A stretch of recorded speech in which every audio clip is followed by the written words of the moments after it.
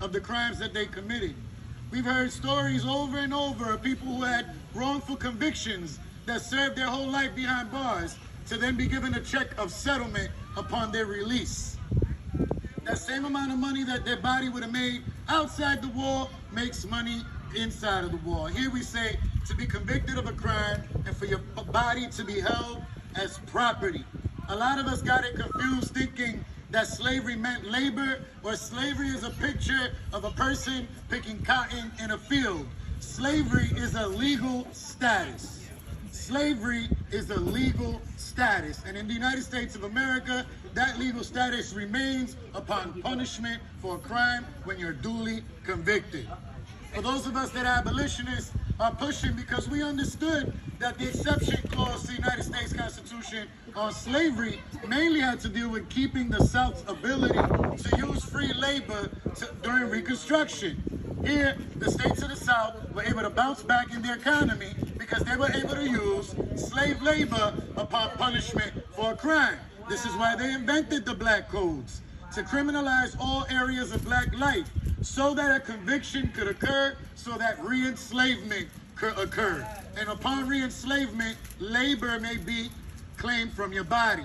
Everybody here knows if you're locked up in a state facility, labor is required from your body. You are not compensated for that labor, and if you are, it's a very minimal wage. The labor that you have is not protected by OSHA standards. No one cares about your safety while you're performing that type of labor. Labor is only one of the conditions of what we call the legal status of slavery. The legal status of slavery does not need to be legal or illegal to exist. Any one of us may be subject to someone compelling ownership and dominion over all the areas of our life.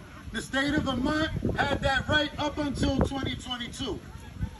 The state of Vermont no longer has the right to punish its residents with slavery and involuntary servitude for a crime. So what does that mean? We abolished slavery in Vermont, but everything remained the same. And all of us are going, well, we abolished slavery, but ain't nothing changed.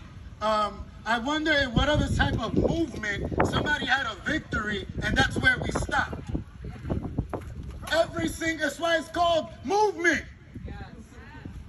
So if we're talking about Vermont just made one of the biggest steps in world history. The state of Vermont lined itself up with human rights because the Declaration of Human Rights states slavery is abolished in all of its forms. The exception clause in the United States is a form of slavery. It stands